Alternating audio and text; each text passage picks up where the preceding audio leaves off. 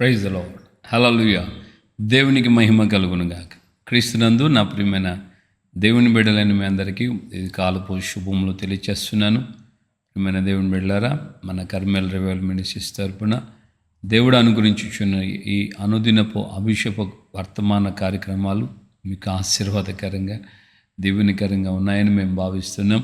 మీ అనుదిన ప్రార్థనలు, దేవుని కృపయు ఈ పరిచర్యని విధంగా దేవుడు కొనసాగడానికి ఆయన సహాయం చేసి నడిపిస్తున్నారు. అందుకే దేవునికి మానక ప్రార్థన చేస్తూ కృతజ్ఞత చెల్లిస్తున్నాం.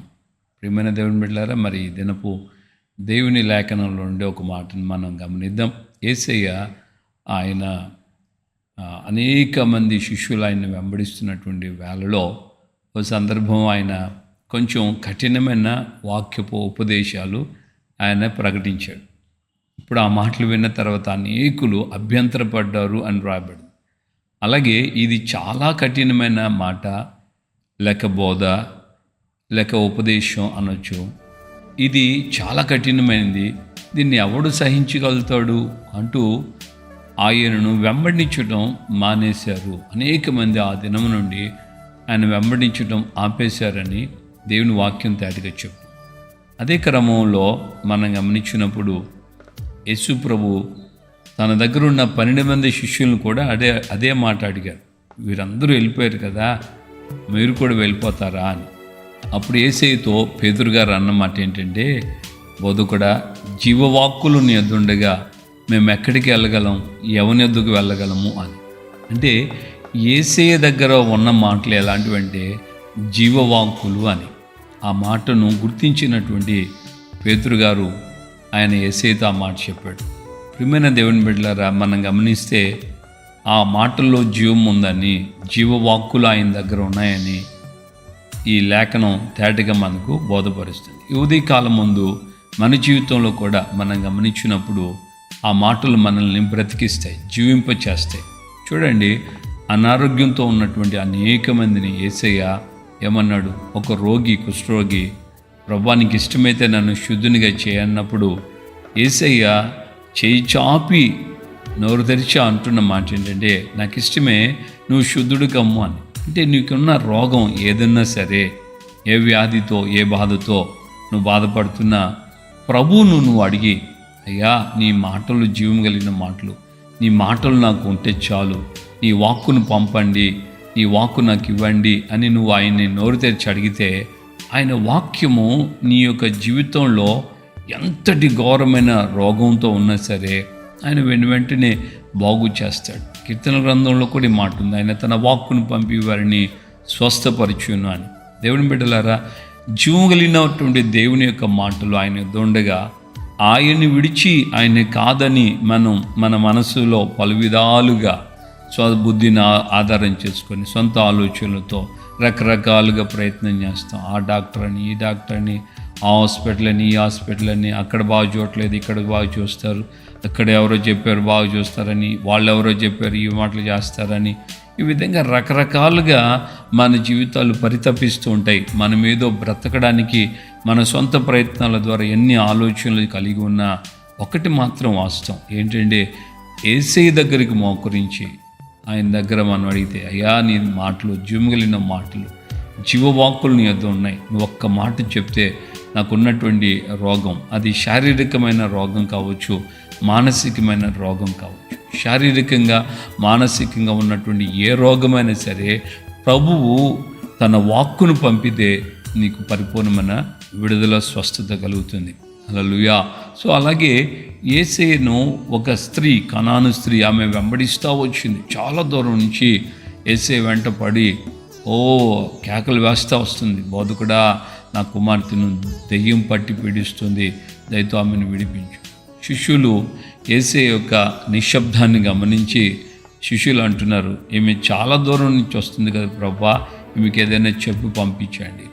అప్పుడు ప్రభు అన్న మాట ఏంటంటే, అమ్మా పిల్లల రొట్టెని తీసి కుక్క పిల్లలకి వేయటం యుక్తమా అని అన్నప్పుడు ఆమె అనింది, కుక్క పిల్లలు కూడా యజమానుల బల్లల మీద నుండి పడినటువంటి రొట్టె ముక్కలు తింటాయి కదయ్యా. అప్పుడు వెంటనే యేసయ్య అన్నాడు, అమ్మా నువ్వు కోరుకున్నట్లుగానే, నీ విశ్వాసం గొప్పది, నువ్వు కోరుకున్నట్లుగానే నీ కుమార్తెకు విడుదల కలిగింది. ఆమేన్. హల్లెలూయా. ఈ యొక్క ఉదయకాలం ముందు నీ వ్యక్తిగత జీవితంలో నువ్వు ఏ బాధలతో ఉన్నావో, ఏ సమస్యలు, ఏ దురాత్మలు పీడిస్తున్నాయో ఆయన యొక్క వాక్కులు, జీవగలిగిన వాక్కులు, ఆ వాక్కులు నువ్వు ఆలకిస్తే, ఆ వాక్కులు నీకు ఆయన ఇవ్వటం ప్రారంభిస్తే నిశ్చయముగా నీ కుటుంబాన్ని పీడించిన ఏ బంధకమైనా సరే అది పరిపూర్ణంగా తొలగిపోతుంది. ఆమేన్. హల్లెలూయా. అలాగే మూడవదిగా మనం గమనించినప్పుడు శిష్యులతో కూడా కలిసి ధోనిలో వెళ్తున్న యేసయ్య నిద్రపోతున్న సమయంలో గాలి తుఫాను ఎదురైంది. అప్పుడు యేసయ్యను బ్రతిమలాడారు, బతుకడా మేము నశించిపోతున్నాం. వెంటనే యేసయ్య లేచి ఆయన అన్న మాట ఏంటంటే, గాలిని తుఫానును గద్దించి, సముద్రమా తుఫాను గాలి నెమ్మలమవు అని ఆయన వాక్కును ఇవ్వగానే సముద్రము, గాలి, తుఫాన్ అంతా కామ్గా నెమ్మలమైపోయింది. హల్లెలూయా. ప్రభువు శిష్యుల వైపు చూచి ఏమన్నారంటే, ఇంకా విశ్వాసం లేకుండా ఉన్నారా? అల్ప విశ్వాసులారా, ఎందుకు మీరు ఇలాగా సందేహపడుతున్నారు అని. హల్లెలూయా. ఈరోజు నన్ను ఎదుర్కొంటున్నటువంటి బాధ, వేదన, దుఃఖం, కన్నీళ్ళు, ఆవేదనలు నీ యొక్క జీవితాన్ని నాశనం అయిపోయే పరిస్థితిలోకి అవి వచ్చున్నాయేమో. కానీ మన యేసయ్య యొద్ద జీవగలిగిన వాక్కు, ఆ వాక్కులో శక్తి ఉంది. ఆ వాక్కు పరిస్థితులను సైతం అల్లకల్లోలంగా ఉన్న ఆ సముద్రమును ఏ విధంగా ఆయన అణిచివేశాడో, నీ కుటుంబంలో, నీ బ్రతుకులో, నీ వ్యక్తిగత జీవితంలో అల్లకల్లోలంగా ఉన్న నీ హృదయపు వేదనలు, వాటన్నిటి నుండి కూడా ఆయన నీకు పరిపూర్ణమైన విడుదల ఇస్తాడు. నమ్ముటని వలనైతే నమ్మవానికి సమస్తం సాధ్యమే అని యేసయ్య చెప్పాడు కదా. కాబట్టి ఉదయకాలం ముందు నీకు నీవుగా, దేవా జీవవాక్కులు నీ వద్ద ఉన్నాయి, నాకు సహాయం చేసి నీ వాక్కును పంపండి అని నువ్వు కోరుకున్నట్లయితే నిత్యముగా ఆయన తన వాక్కు నీకు పంపిస్తాడు. నీ కుటుంబం నెమ్మది, విడుదల, స్వస్థత, సమాధానం, ఆరోగ్యం, ఈ యొక్క ప్రచండమైనటువంటి గాలులు లాంటి, తుఫానులు లాంటి పరిస్థితులు, వాతావరణాలు ఎన్నిదిరైనా వాటన్ని నుండి దేవుడు నీకు పరిపూర్ణమైన విడుదల ఇస్తాడు. కృపయు సమాధానం, నెమ్మది నిన్ను ఏలుబడి చేస్తాడు. కనుక ప్రార్థన చేసుకుందాం. ప్రార్థనలు ఏకీభవించి ప్రభువు చెప్పు, నాకు సహాయం చే ప్రభువా. తప్పకుండా ఆయన నీకు సహాయం చేస్తాడు. ప్రేమగల తండ్రి, మీకు వందనాలు. ఈ ఉదయకాలం ముందు మాతో మీరు మాట్లాడి మా హృదయాల్ని మీరు ధైర్యపరిచారు, అందుకే స్తోత్రాలు. నేడు మా జీవితాలు, మా పరిస్థితులు మీరు ఎరుగున్న దేవుడు కనుక అయ్యా మీరు మాట్లాడారు. అయ్యా జీవం కలిగినటువంటి మీ మాటలు మీ వద్ద ఉన్నాయని శిష్యులు పేతురు చెప్పగా, ప్రభువా మీరు ఆ మాటలు చొప్పున అయ్యా మీ జీవితకాలంలో మీరు ఈ శరీరధారిగా ఈ భూమి మీద ఉన్నటువంటి ఆ దినాల్లో జనులకు అవసరమైనటువంటి స్వస్థతలు కావలసిన వారికి స్వస్థత, విడుదల కావలసిన వారికి విడుదల, అలాగే సమస్యల్లో ఉన్న వారికి ఆ యొక్క సమస్యల నుంచి విడుదల మీరు అనుగ్రహింపచేశారు. అయినా ఈ మాటలు విన్నటువంటి మా జీవితాల్లో ఎదురవుతున్నటువంటి పరిస్థితులు మీకు మరుగా ఏమీ లేదు కనుక, ఎవరైతే అయ్యా మీ దగ్గర బ్రతిమలాడుతున్నారు, ఎవరైతే మిమ్మల్ని ప్రాధేయపడుతున్నారు, ఎవరైతే మీ దగ్గర విన్నపం చేస్తున్నారో మీరు సహాయం చేసి వారి కన్నీళ్లు తొడవండి, వారి గుండెల్లో ఉన్న వేదన తీసివేయండి, వారికి కావలసిన సమాధానం, నెమ్మది మీరు అనుగ్రహించండి, కృపతో నింపండి, బలపరిచి సహాయం చేయండి. ఘనత, మహిమ, ప్రభావాలు మీరు మాత్రమే పొందమని యేసు పరిశుద్ధ నామంలో ప్రార్థన చేసి పొంది ఉన్నాము తండ్రి. ఆమేన్.